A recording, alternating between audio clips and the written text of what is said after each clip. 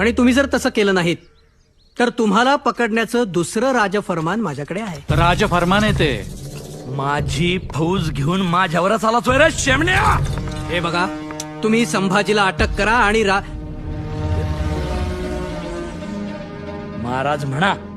अनाजी पंत, हंबीरराव म्हणतायत तसं शंभूराजांना महाराज म्हणा. का? कशाला विषय वाढवताय? काय चूक आहे त्यांचं? महाराज म्हणा.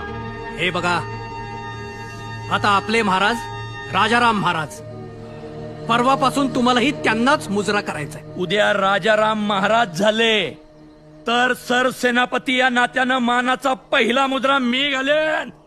तू आत्ता शंभूराजांना महाराज म्हण. नाही म्हणणार. अनाजी पंत.